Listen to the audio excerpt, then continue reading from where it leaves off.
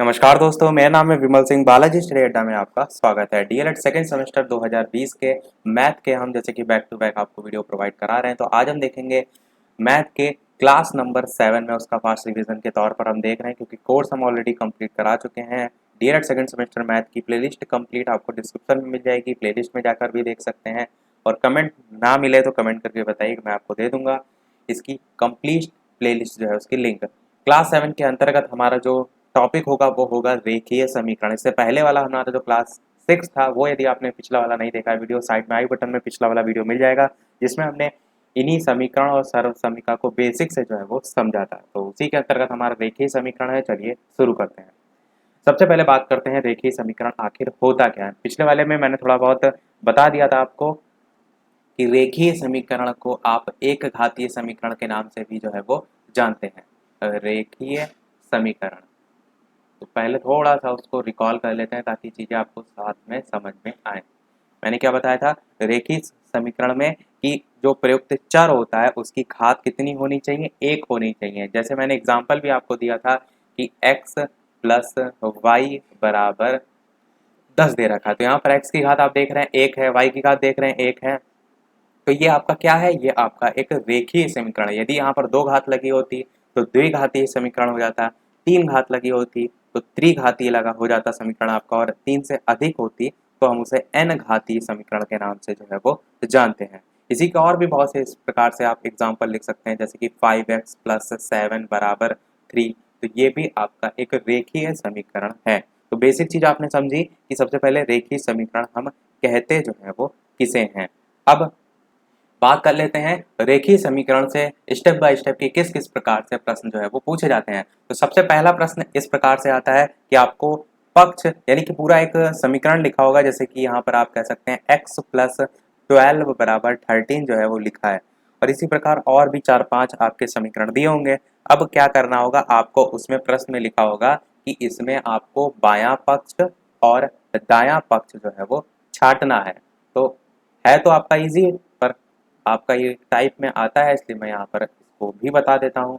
अब यहाँ पर जो बराबर का चिन्ह लगा हुआ है इसके बाईं तरफ वाला जो पक्ष है ये आपका बायां पक्ष हो जाएगा, इसी को आप लेफ्ट कह सकते हैं। और इस तरफ वाला आपका 13 नंबर जो है ये आपका राइट हो जाएगा। तो आप लिख भी सकते हैं इसको किस प्रकार से, एक तरफ समीकरण हेडिंग डालिए, एक तरफ आप बायां पक्ष और एक तरफ दायां पक्ष। तो समीकरण यहाँ पूरा लिख दीजिए, बायां के नीचे बायां पक्ष, दाएं के नीचे दायां पक्ष।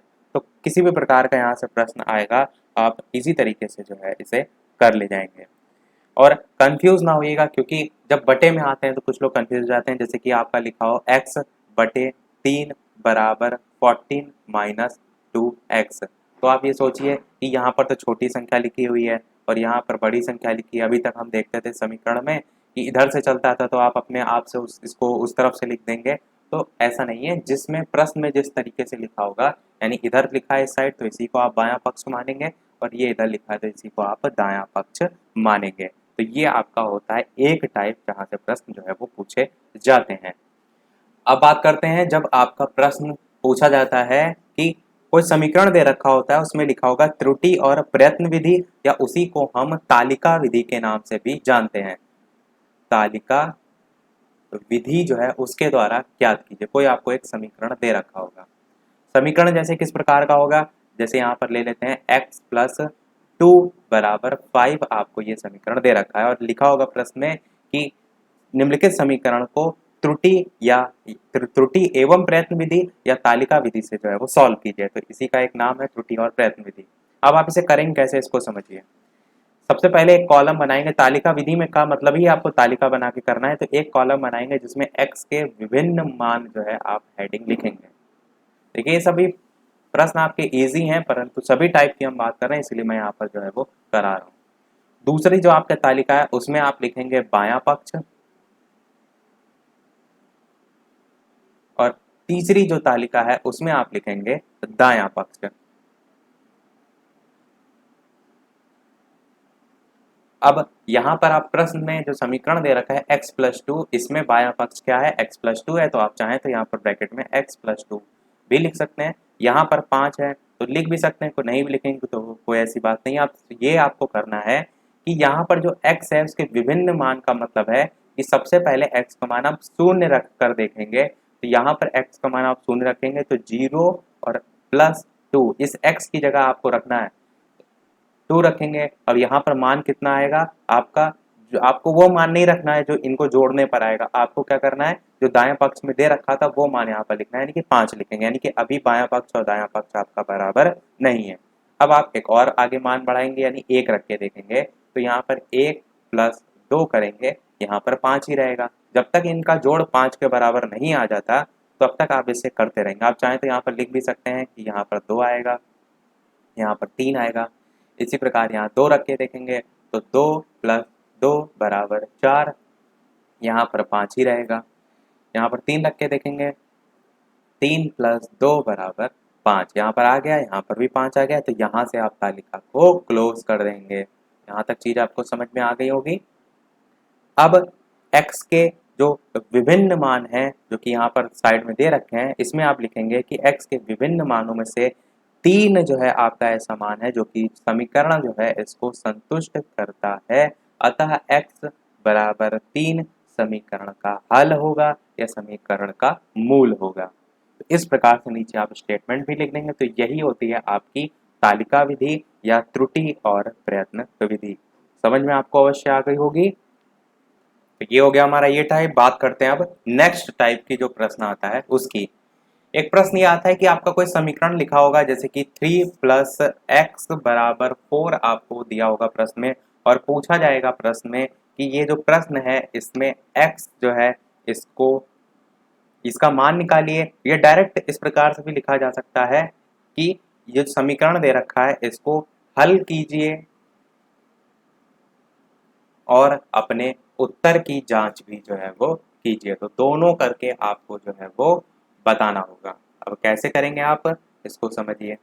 सबसे पहले तो आप समीकरण को हल करेंगे, तो यहाँ से आप x का मान निकालेंगे। x का मान निकालने के लिए x बराबर इस 3 को बराबर के उधर ले जाएंगे तो आपका माइनस में हो जाएगा, यानी कि 4 - 3 हो जाएगा, और x का मान यहाँ पर 1 आ जाएगा। यहाँ पर x का मान 1 आ गया, यही समीकरण का हल हो गया। आगे जो है उत्तर की जांच वाला, अब आप उत्तर की जांच कैसे करते हैं, इस जो x का मान निकला है इसी को ऊपर वाले समीकरण में पुट कर दीजिए, यानी कि 3 + x = 4 जो है यहाँ तक है। अब इसमें आप x का मान रखेंगे तो 3 + 1 = 4, इधर भी 4 आ गया, उधर भी 4 आ गया, यानी कि दोनों पक्ष बराबर से क्या आपका निकला कि जो समीकरण है उसमें जो आंसर निकला x का वो बिल्कुल सही है। बायां पक्ष बराबर दायां पक्ष भी आप नीचे लिख सकते हैं। तो इस प्रकार से उत्तर की जांच आपकी जो है वो हो जाएगी। ऊपर जो आपने बराबर के उधर ले गए तो इसी को दूसरे तरीके से भी कर सकते हैं। दूसरा तरीका ये होता है कि जितना आप बटे के उधर ले जाते हैं आप चाहें तो उतना ही दोनों पक्षों से घटा सकते हैं। यानी कहने का मतलब क्या है कि 3 + x = 4 ये आपका समीकरण था। आप क्या कर सकते हैं, 3 को उधर ले जाने के बजाय दोनों पक्षों से 3 को घटा दें, यानी 3 - 3 + x = 4 - 3। तो ये भी आपका एक तरीका हो सकता है। यहाँ में 3 3 तो कट जाएगा, x = 1 यहाँ से भी आपका निकल आएगा। तो जो भी आपको तरीका निकल अच्छा लगे वो आप यहाँ पर अपना सकते हैं। तो ये आपका टाइप हो गया किसका, जब आपसे प्रश्न में पूछा जाए कि आपको हल करना है समीकरण को और साथ में उत्तर की जांच भी जो है वो करनी है। एक और प्रश्न इस पर बेस्ड जो है वो देख लेते हैं ताकि आपको और अच्छे से जो है वो क्लियर हो जाए। अब जैसे कि यहाँ पर हम रख लेते हैं 5x = 10, ये आपका समीकरण दे रखा है। समीकरण को आपको हल भी करना है और उत्तर की जांच भी करनी है। अब आप कैसे करेंगे इसको समझिए। सबसे पहले आप क्या करेंगे, x का मान निकालेंगे। तो x का मान निकालने के लिए इस 5 को इस 10 के बटे में लाएंगे तो 10/5 होगा। 5 एकन्नम 5 करेंगे, 5 दूनी 10, यानी कि x का मान आपका कितना आ गया, 2 आ गया। अब उत्तर की जांच कैसे करेंगे, x का मान समीकरण में रखेंगे। आपको लिख कर बताना होगा, इस चीज़ का ध्यान रखिएगा कि जैसे आपने 5x = 10 जो है इसको समीकरण 1 मान लिया और नीचे यहाँ पर लाइन लिख दी कि x का मान समीकरण 1 में रखने पर समीकरण आप उतारेंगे 5x = 10, यहाँ पर x का मान रखेंगे यानी कि 5 × 2 = 10, और नेक्स्ट वाली लाइन में आप लिख सकते हैं 10 बराबर 10, यानी कि आप कह सकते हैं बायां पक्ष बराबर दायां पक्ष। तो ये आपका बिल्कुल सही हो जाएगा। आई होप आपको समझ में आ गया होगा। इस टाइप का प्रश्न आपसे कैसे भी पूछा जाएगा आप अवश्य कर ले जाएंगे। अब यहीं से प्रश्न आपका पूछा जाता है आयु पर आधारित, उसको देखते हैं प्रश्न। थोड़ा सा आपका प्रश्न का लेवल अलग अलग हो सकता है, पर सिंपल साधारण से प्रश्न से हम शुरू करते हैं कि प्रश्न में आपसे पूछा जाएगा कि राम जो है उसकी उम्र श्याम की उम्र से 5 वर्ष जो है वो अधिक है, 5 वर्ष अधिक है। प्रश्न में किसी एक की आयु आपको दे रखी होगी, जैसे कि यहाँ पर राम की आयु आपको दे रखी है कितनी, 28 वर्ष जो है वो दे रखी है, 28 वर्ष आपको दे रखी है राम की आयु। और प्रश्न में क्या पूछा गया है, श्याम की आयु, ये आपसे पूछा गया है। तो आप सिंपल से इसको समझिए प्रश्न को कि राम की उम्र श्याम से 5 वर्ष ज़्यादा है और राम की हमें ऑलरेडी 28 दे रखी है। तो जब राम 28 साल का है तो श्याम क्या होगा, उससे 5 साल कम ही तो होगा आपका, यानी आप कहेंगे 23 वर्ष होगा। तभी तो राम श्याम से 5 साल ज़्यादा होगा। 23 में आप 5 जोड़ेंगे तो आपका 28 आएगा। ये तो एक नॉर्मल सा प्रश्न है, पर यही आप जब करेंगे रेखीय समीकरण के रूप में तब कैसे करेंगे कि आप क्या करेंगे, राम की उम्र यहाँ पर दे रखी है तो उसे लिख देंगे राम की उम्र बराबर 28 वर्ष। श्याम की उम्र आपको निकालनी है तो आप क्या लिखेंगे कि श्याम की उम्र जो है इसको हम मान लेते हैं x। मैं शॉर्ट में लिख रहा हूँ, यहाँ पर पूरा लिखिएगा आप कि श्याम की उम्र बराबर x माना।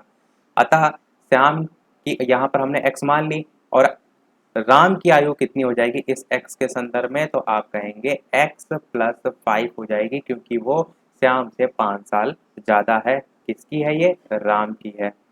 अब प्रश्न में आपको राम की ऑलरेडी दे रखी है तो आप क्या करेंगे, दोनों को आपस में बराबर रख देंगे, यानी कि प्रश्नानुसार हेडिंग लिख के इस प्रकार से लिख देंगे कि x प्लस 5 बराबर आपका 28। यहाँ से आप x का मान निकालेंगे तो 28 में से 5 जाएगा, आपका 23 बचेगा। यानी कि x हमने किसको माना था, श्याम की आयु को माना था, तो श्याम की आयु आपकी 23 वर्ष जो है वो हो जाएगी। तो आपको समझ में आया कि किस प्रकार हम x मान के करते हैं।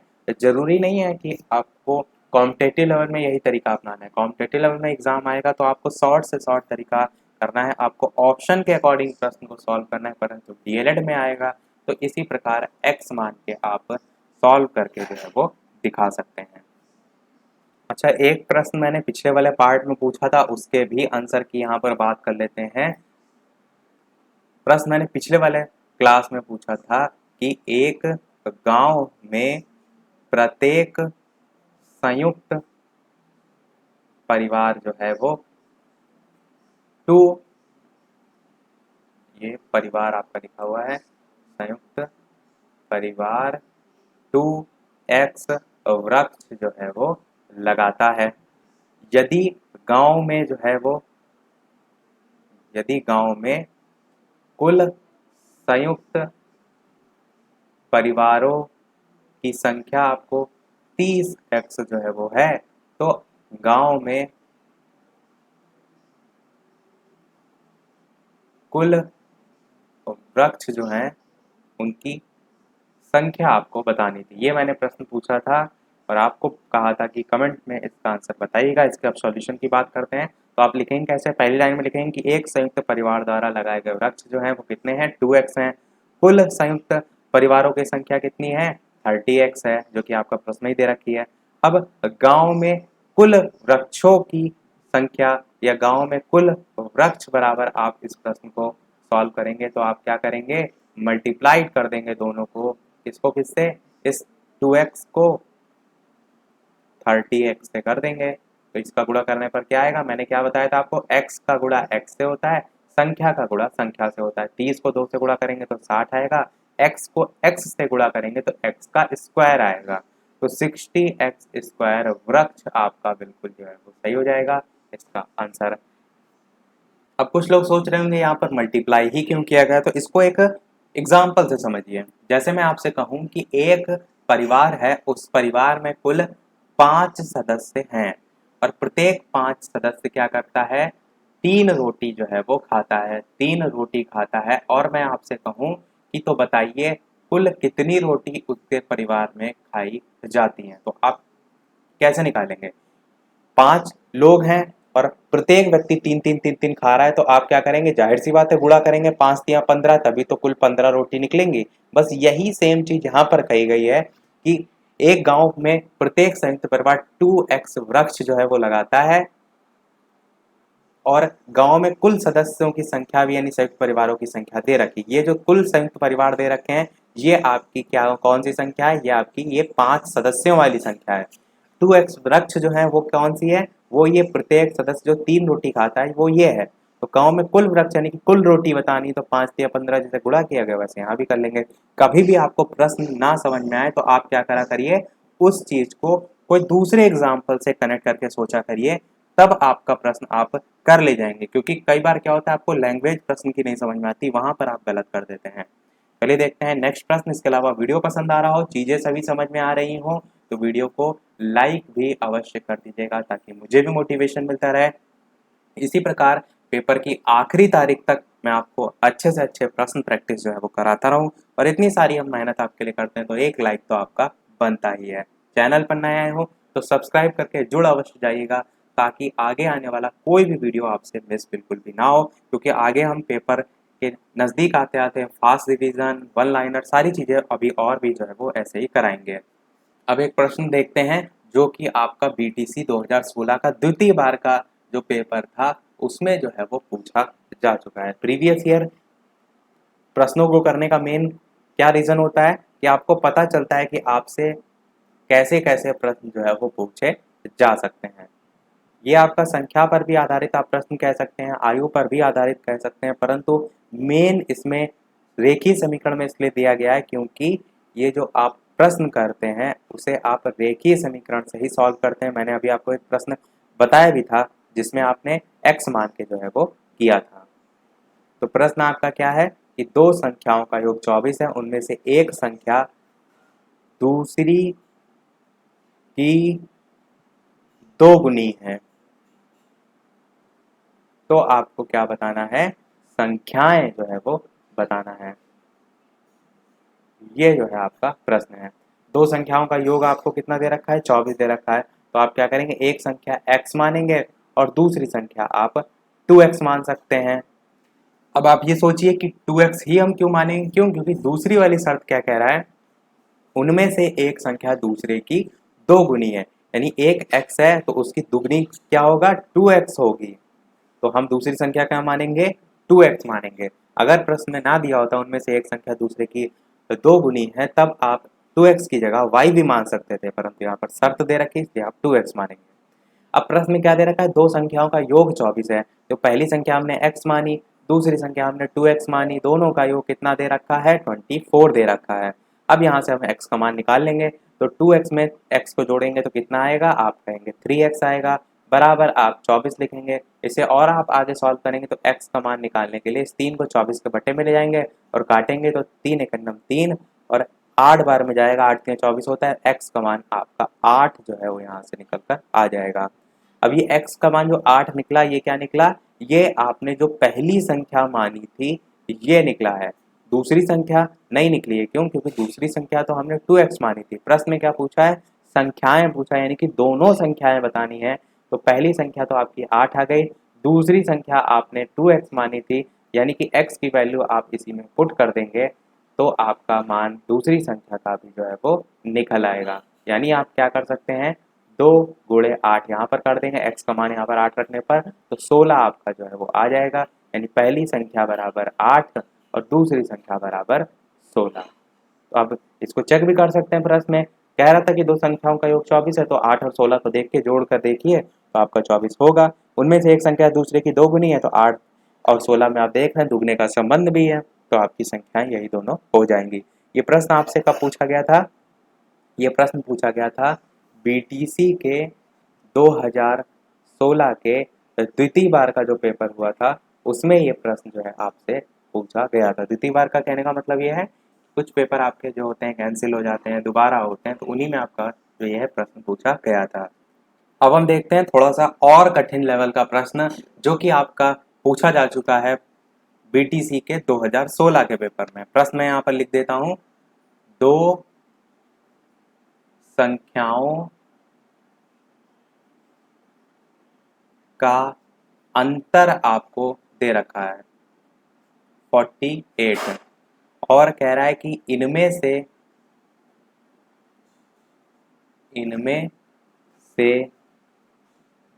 बड़ी संख्या में छोटी संख्या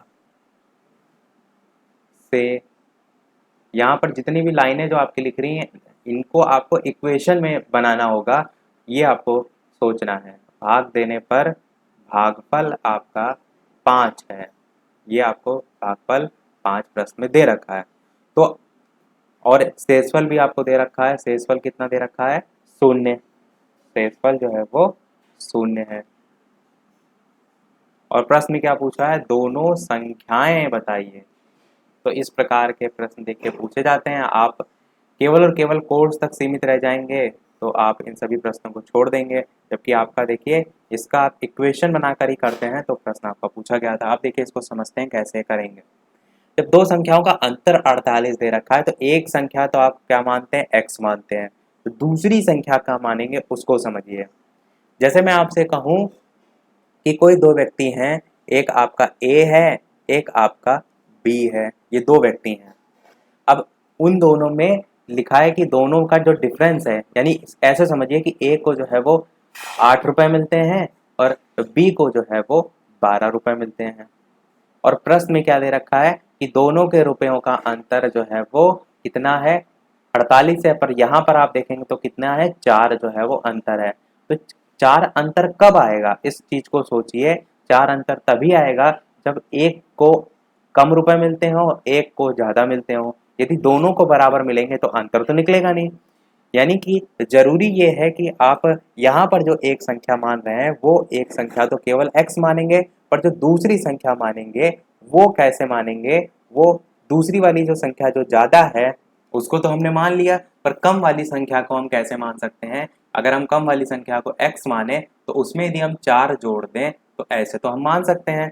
इस 12 के सेंस में पहली के तो हमने हमने जो यहाँ पर x माना है वो किसको माना है? इस 8 को माना है, कम वाली संख्या को। ये ना कंफ्यूज हो जाएगा कि बड़ी वाली संख्या को माना है।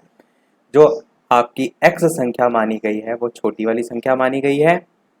बड़ी वाली संख्या को हम कैसे मान सकते हैं? अगर x में हम 4 जोड़ दें, यानी कि जितने का डिफरेंस है वही हम x में जोड़ दें तो आपका 12 के बराबर हो जाएगा। आप कहेंगे बिल्कुल हो जाएगा। अब इस वापस से प्रश्न में लौटते हैं। दोनों संख्याओं का अंतर 48 है, यानी छोटी वाली संख्या यदि हमने x मान ली तो बड़ी वाली संख्या क्या है? इसी x में हम जितने का डिफरेंस है वही जोड़ दें अगर, तो आपकी दूसरी वाली संख्या भी आ जाएगी। यही चीज यहाँ पर भी की गई है कि आपने छोटी वाली संख्या 8 को तो मान लिया x, बड़ी वाली संख्या को क्या करा हमने? x में हमने जितने का डिफरेंस है 4 वो जोड़ लिया। x क्या है आपका? 8 है, और इस 8 में यदि आप 4 जोड़ेंगे तो आपका 12 आएगा। तो वही सेम चीज यहाँ पर की गई है। तो बस आपको सबसे महत्वपूर्ण इस प्रश्न में क्या था, ये चीज समझना कि आपका दूसरी वाली संख्या को x प्लस 48 जो है वो क्यों माना गया है। इतना आप समझ गए। ये आपकी पहली संख्या है, लिख लीजिएगा पूरा। ये आपकी दूसरी संख्या है कि दूसरी संख्या बराबर ये। अब यहाँ पर हेडिंग आप क्या डालेंगे? प्रश्नानुसार लिखेंगे। अब प्रश्नानुसार में क्या लिखेंगे कि सबसे पहले आपका प्रश्न को आगे पढ़िए कि इनमें से बड़ी संख्या में छोटी संख्या से भाग देने पर भागफल आपका 5 और शेषफल जो है वो 0 है, तो दोनों संख्या बताइए। तो बड़ी संख्या में छोटी संख्या से भाग देने पर, तो बड़ी संख्या यहाँ पर क्या है? x प्लस 48 आपको ऐसे दिख रही क्योंकि उसके साथ प्लस में है। और बाद में हमने एग्जाम्पल में भी आपको बताया था कि 12 जो है उसी को हमने बड़ी संख्या को माना गया है, यानी कि बड़ी संख्या x प्लस 48 लिखेंगे। बड़ी संख्या में से छोटी संख्या भाग देने पर, छोटी संख्या x मानी हमने, जो भाग देने पर आपका है भागफल 5 दे रखा है, यानी कि भागफल 5 लिखेंगे।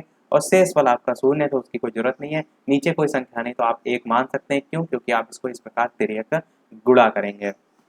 x प्लस 48 को 1 से गुणा करेंगे तो x प्लस 48 ही आपका आएगा। इसके बाद सॉल्व करके मैं यहाँ लिख रहा हूँ। और बराबर में x में को 5 से करेंगे तो 5x आएगा। अब इसी को आप और आगे कदम सॉल्व करेंगे तो इस 5x जो है इस x से घटाने के लिए आप क्या करेंगे, इस x को बराबर के उधर ले जाएंगे। 5x में से एक x घट जाएगा तो कितना बचेगा, 4x बचेगा, और बराबर में आपका 48 पहले से ही है।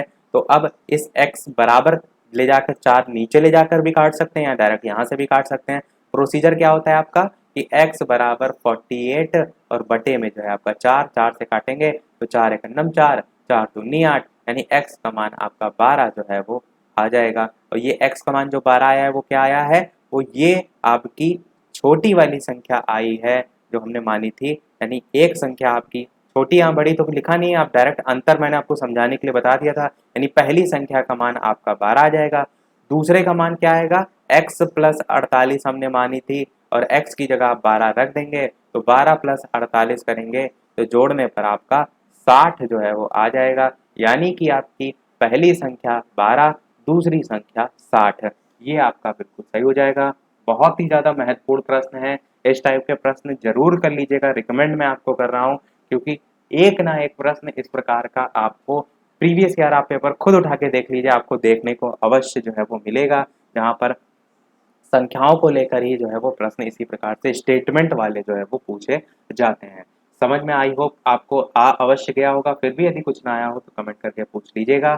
चलिए देखते हैं एक और इसी टाइप का प्रश्न जो कि आपका वो भी बहुत कठिन लेवल का ही है। इन प्रश्नों के आधार पर यदि बात करें, बाकी आपको समझ में आ गया है तो बिल्कुल सरल है। तो प्रश्न मैं यहाँ पर लिख देता हूँ सबसे पहले। तो ये प्रश्न है आपका कि दो संख्याओं का योग छोटी संख्या के 3 गुने से 3 अधिक है, तो दोनों का अंतर यदि प्रश्न में 5 दे रखा हो तो संख्याएं जो है वो बताइए। प्रश्न आपका अच्छा है, समझ लेंगे आप तो इस प्रकार के कैसे भी प्रश्न आएंगे आप अवश्य जो है वो कर ले जाएंगे। तो आप देख रहे हैं दो संख्याओं की बात की गई है, और ये कोई शर्त नहीं लिखी है प्रश्न में कि कोई डबल वगैरह है। तो ऐसी सिचुएशन में आप क्या करते हैं कि एक संख्या जो है, यहाँ पर एक चीज और ध्यान दीजिए, छोटी संख्या की बात की गई, यानी कि आप छोटी बड़ी करके मानेंगे। तो आप क्या करेंगे, छोटी संख्या जो है इसको मान लीजिए आप x, और बड़ी संख्या को मान लीजिए y। अब ये चीज ध्यान दीजिए कि जब आपसे प्रश्न में पूछा गया हो, यानी कि कहा गया स्टेटमेंट में कि आपकी एक संख्या दूसरी संख्या की 2 गुनी या 3 गुनी है, तब आपको कैसे मानना होगा, अगर एक x मान रहे हैं तो दूसरे को 2x, यानी कि दोनों x के ही फॉर्म में होनी चाहिए। पर यहाँ पर ऐसा कुछ नहीं लिखा है, गुने के फॉर्म में अंतर जरूर लिखा है, अधिक जरूर लिखा है, पर गुने के फॉर्म में नहीं लिखा है। तो आप एक को x मानेंगे और एक को y मानेंगे, एक छोटी संख्या एक बड़ी संख्या। अब प्रश्न के अकॉर्डिंग चलिए, कह रहा है कि दो संख्याओं का योग छोटी संख्या के 3 गुने से 3 अधिक है। तो दोनों प्रश्न यहाँ पर हेडिंग आप लिख लीजिए प्रश्नानुसार, फिर आप स्टेटमेंट क्या बनाएंगे कि दो संख्याओं का योग, यानी कि x एक मानी आपने और दूसरी y मानी, यानी कि दो संख्याओं का योग बराबर होगा किसके, छोटी संख्या के 3 गुने से। छोटी संख्या x मानी और उसका 3 गुना क्या हो जाएगा, 3 गुणे x, 3 गुणे x, ये हो गया छोटी संख्या का 3 गुना। छोटी संख्या के 3 गुने से 3 अधिक है, यानी कि 3 और जोड़ेंगे। जब गुना की बात की जाए तो गुणा करेंगे, जब अधिक की बात की जाए तो जोड़ेंगे। इस चीज को आप समझ रहे हैं। तो ये आपकी इक्वेशन बनी प्रश्नानुसार। अब और इसे हम थोड़ा सा और आगे सॉल्व कर सकते हैं, यानी नॉर्मल वाले फॉर्म में। तो आप लिख सकते हैं इसी को x प्लस वाई बराबर 3x+3, इसको आप मान लीजिए समीकरण नंबर 1, क्योंकि प्रश्न में एक और शर्त दे रखी है। दूसरी शर्त क्या कह रही है कि दोनों का अंतर 5 हो, यानी x जो है और y जो है इसका अंतर आपको 5 दे रखा है। अब आप क्या कर सकते हैं, आपको यहाँ से प्रश्न को करने के दो तरीके हो सकते हैं। एक तो ये तरीका है कि आप इस वाले समीकरण को x-5y, इसको आप समीकरण 2 मान लीजिए, और समीकरण 1 और समीकरण 2 को एक दूसरे के नीचे रखकर काट पीट लीजिए, उससे भी आपका आंसर आ जाएगा। दूसरा तरीका ये हो सकता है कि इस वाले समीकरण से आप x या y में से किसी एक का मान निकाल लीजिए, और वो मान आपका इस समीकरण में पहले वाले में रख दीजिए, वहां से आपके x और y दोनों समीकरण के मान निकल आएंगे। तो जो भी आपको इजी लगता है उसके अकॉर्डिंग आप कर सकते हैं। तो एक्स वाई को सॉल्व करने के बजाय मैं यहाँ पर एक मान निकाल लेता हूँ, जिसका मान मैं क्या करूँगा, समीकरण 1 में रख दूंगा। तो यहाँ से आप क्या करेंगे, मान निकाल सकते हैं x या y में से किसी का, तो y का निकाल लेते हैं, क्योंकि यहाँ पर x ऑलरेडी, तो y को हम उधर ले जाएंगे बराबर के, तो आपका प्लस होगा, और 5 को हम इधर लाएंगे तो आपका क्या होगा, माइनस में हो जाएगा। या तो हम ये कर लेते हैं कि यहाँ पर जो मान है प्लस का वाई दे रखा है तो इसको भी हम प्लस में चेंज कर लेते हैं, यानी कि इस पूरे समीकरण को हम माइनस से गुणा कर देते हैं। माइनस से इस समीकरण में यदि हम गुणा करेंगे तो दोनों पक्षों में यदि बात करें तो क्या हो जाएगा, यहाँ पर आपका माइनस का एक्स हो जाएगा और यहाँ पर प्लस का वाई हो जाएगा और बराबर में आपका 5 हो जाएगा। अच्छा, ये वाला प्रश्न मैं आपको रेखीय समीकरण वाले में इस तरीके से करा चुका हूँ, तो मैं क्या करता हूँ अब की उस वाले तरीके से, दूसरे वाले तरीके से करा देता हूँ ताकि दोनों ही तरीके आपको आ जाएं। यहाँ पर x को गुणा ना करके एक चीज़ मैं यहाँ पर क्लियर करके बता दूँ कि x जो है आप कॉमन ले लीजिए, तो उससे क्या होगा, देखिए इस पहले वाले समीकरण में x माइनस वाई बराबर 5 आया, तो दोनों का अंतर आपको 5 दे रखा है। दूसरे वाले इसके स्टेप में आप क्या कर सकते हैं, माइनस को कॉमन ले लीजिए। कॉमन लेने का रीजन क्या है, यहाँ पर भी x प्लस वाई है, वहां पर भी x प्लस वाई, तो आपको सॉल्व करने में जो है वो आसानी होगी। x अंदर बचेगा माइनस कॉमन लेने पर और ये माइनस का प्लस हो जाएगा क्योंकि माइनस से गुणा करने पर अंदर चिन्ह बदल जाते हैं, और y यहाँ पर होगा और बराबर में जो है वो 5 होगा। इतना आपका आएगा। और यहाँ पर जो आपका समीकरण एक आपने जिसको माना था इसको थोड़ा सा और आगे सॉल्व कर लीजिए। ये 3x है, यहाँ पर x है, तो क्या कर लीजिए x को एक पास कर लीजिए, तो 3x इधर आएगा तो ये आपका होगा माइनस का 2x। 3x में से एक x घट जाएगा और माइनस का आएगा क्योंकि माइनस 3x इधर आएगा तो माइनस में हो जाएगा। सेम चीज़ फिर क्या करेंगे आप, ये वहाँ पर y है, यहाँ पर 3 है, तो ये तो प्लस y का इधर ही रहेगा और बराबर में आपका 3 रहेगा, तो इसे आप समीकरण 2 मानिए। अब समीकरण इसको 1 मान लीजिए। अच्छा, इसको आप क्या कर, पहले इसको आपने सॉल्व किया तो इसे समीकरण 1 मानिए और बाद वाले को समीकरण 2 मानिए। अब 1 और 2 को हल कर लीजिए एक दूसरे के नीचे रखकर, यानी कि माइनस 2x प्लस वाई बराबर 3। यहाँ पर लाइन खींच देता हूँ ताकि एक ही में आपका ना लगे। उसके नीचे आप समीकरण रखेंगे ये वाला, यानी यहाँ पर आप रखेंगे माइनस का x प्लस का जो है वो y और बराबर जो है आपका 5। अब इसमें क्या होता है, जब आप माइनस करते हैं तो चिन्ह नीचे को बदल जाते हैं, यहाँ माइनस हो जाएगा, यहाँ पर भी माइनस हो जाएगा और यहाँ पर प्लस हो जाएगा। तो 2x माइनस का है, x प्लस का है, तो घटने पर क्या बचेगा, केवल और केवल 2 बचेगा, यानी कि माइनस का 2। 2 के साथ x भी तो आएगा। आप ये कहिए कि माइनस 2x है, यहाँ पर प्लस का x है, तो केवल x एक बचेगा और यहाँ पर आप x लिख देंगे। सेम चीज़ y में देखेंगे तो यहाँ प्लस का y है, यहाँ माइनस का y है, ये तो आपका पूरा कट जाएगा और बराबर इसके नीचे आएगा। यहाँ पर 3 प्लस का है, यहाँ पर माइनस 5 का है, घट जाएगा तो माइनस का 2 बचेगा। अब इधर भी माइनस है, इधर भी माइनस है, दोनों साइड माइनस है, तो ये माइनस से माइनस कट जाएगा, यानी x का मान आपका 2 जो है यहाँ से प्राप्त हो जाएगा। y का मान निकालने के लिए क्या करेंगे, किसी भी एक समीकरण में इस x का मान आप रख देंगे तो आपका y निकल आएगा। समीकरण हमने क्या माना था, ये ऊपर वाले जो माने हैं, इधर वाला साइड तो आप समझ गए, तो इसको मैं इतना डिलीट कर देता हूँ और जो समीकरण मैंने माना था उसको यहाँ पर जो है वो लिख देता हूँ। समीकरण हमने एक क्या माना था उसी में हम मान रख देते हैं, माइनस 2x प्लस वाई बराबर 3। ये मैंने समीकरण माना था। यहाँ पर x का मान आप 2 रखेंगे तो यहाँ माइनस 2 ऑलरेडी है, इसमें से 2 मल्टीप्लाइड होगा तो 2 2 जा कितना होगा, 4 होगा, यानी कि माइनस का 4 प्लस वाई बराबर 3। अब ये माइनस का है 4, उधर जाएगा तो क्या हो जाएगा, प्लस में हो जाएगा और 4 में 3 जोड़ेंगे तो आप कितना होगा, 7 होगा, यानी कि y का मान आपका 7 निकल आएगा। तो आप क्या कह सकते हैं, छोटी संख्या आपने मानी थी x, बड़ी संख्या मानी थी y, यानी छोटी संख्या का मान 2 हो जाएगा, बड़ी संख्या का मान 7 हो जाएगा। तो इस प्रकार से इस प्रश्न को कर सकते हैं। यही सेम प्रश्न मैं आपको करा चुका हूँ जब मैंने रेखीय समीकरण इससे पहले पढ़ाया था।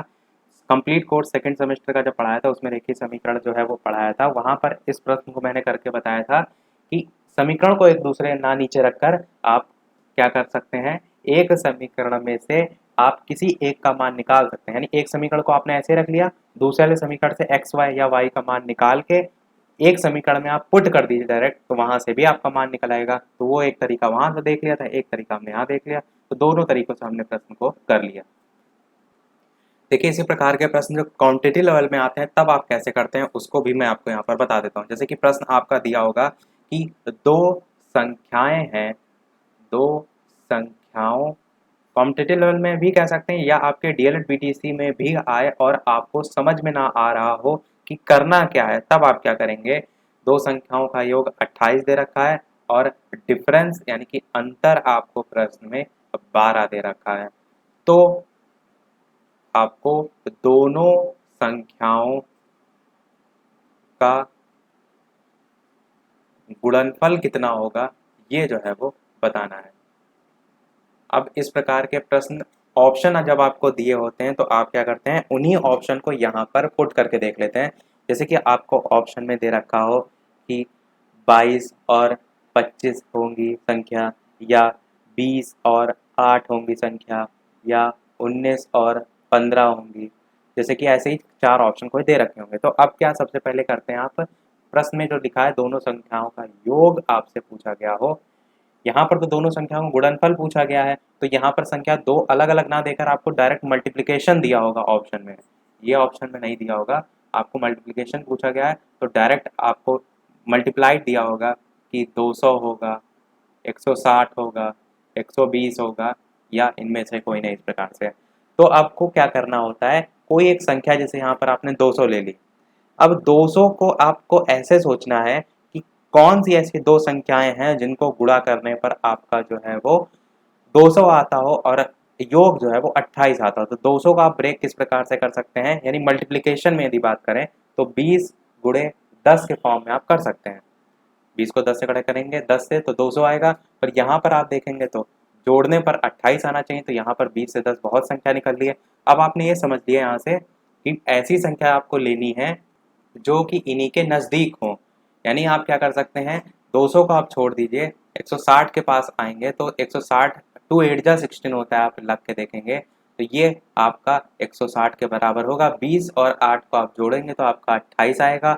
अब डिफरेंस भी देख लीजिए 20 और 8 का, तो आपका कितना होगा, 12 डिफरेंस होगा।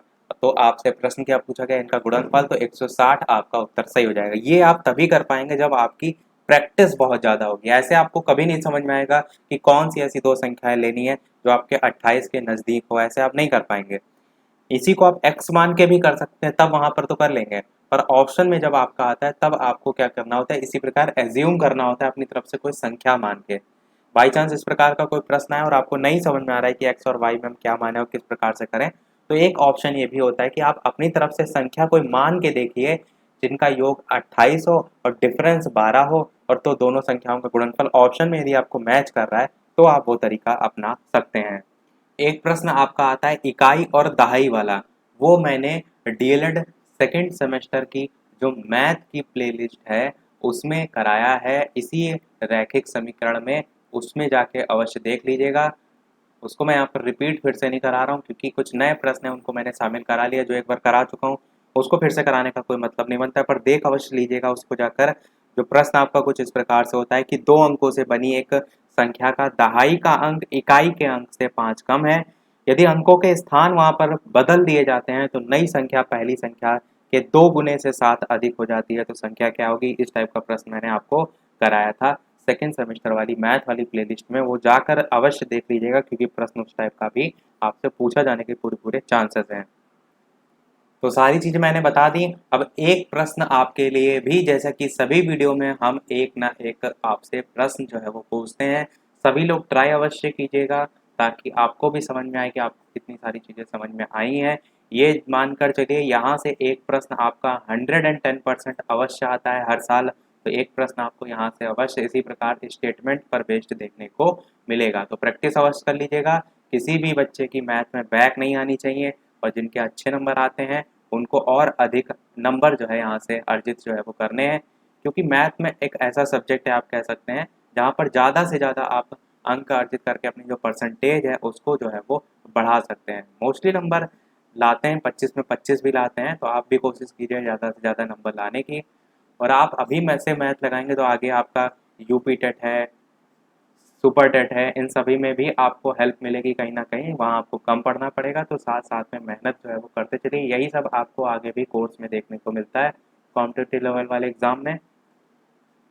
और इसके अलावा वीडियो अभी तक आपने लाइक ना किया हो, थोड़ा भी वीडियो पसंद आया हो, चीज़ें समझ में आ रही हो, तो वीडियो को लाइक अवश्य कर दीजिएगा। डीएलएड सेकंड सेमेस्टर के जो भी छात्र हैं उनके साथ वीडियो को शेयर अवश्य कर दीजिएगा ताकि और अधिक से अधिक लोग जो है वो जुड़ सकें। और डीएलएड बीटीसी का सेकंड सेमेस्टर का कंप्लीट कोर्स जिसमें एमसीक्यू वन लाइनर सारी चीज़ें आपको देखनी है तो प्लेलिस्ट में जाकर देख सकते हैं। टेलीग्राम पर भी मैंने सभी प्लेलिस्ट की लिंक भेजी थी, और फिर भी यदि ना मिले तो कमेंट कीजिएगा, मैं आपको लिंक दे दूंगा। प्रश्न आपका इस वीडियो का क्या है, दो संख्याओं का अंतर आपको 26 दे रखा है और एक संख्या दूसरी संख्या की 3 गुनी है, तो संख्याएं आपको जो है वो बतानी है। चलिए मैं क्या करता हूँ, ऑप्शन भी दे देता हूँ ताकि थोड़ा सा आपको आसान हो जाए, पर ऑप्शन आपको पेपर में देखने को नहीं मिलेंगे, तो ये ध्यान रखिएगा। 14 और 28, 15 और 38, 13 और 39, या इनमें से कोई नहीं। तो ये जो है आपके 4 ऑप्शन हैं। A option, B option, C option या डी में से कौन सा सही होगा, अपना उत्तर वीडियो के मेन कमेंट में टाइप करके बताइएगा। यहाँ पर जो संख्या दोनों लिखी हैं, 2 ही संख्याएं आपको पूछी गई हैं, तो एक संख्या दूसरी संख्या इस प्रकार से यहाँ पर दे रखी हैं। तो इसी के साथ हमारा ये जो चैप्टर है वो कंप्लीट होता है। नेक्स्ट वाला जो चैप्टर होगा वो आपका है व्यंजकों का गुणनफल और सर्वसम्मिकाएं, तो उसको हम देखेंगे नेक्स्ट वाले वीडियो में। तो दोपहर 3 बजे की लाइव टाइमिंग है, आप सभी लोग लाइव आ जाइएगा ताकि ज़्यादा से ज़्यादा लोग जुड़ सकें। तो आज वीडियो में इतना ही। वीडियो पसंद आया हो लाइक अवश्य कीजिएगा, नए हैं चैनल पर सब्सक्राइब जरूर कीजिएगा। चलिए मिलते हैं अगले वीडियो में नए टॉपिक के साथ। तब तक नमस्कार, थैंक यू फॉर वॉचिंग।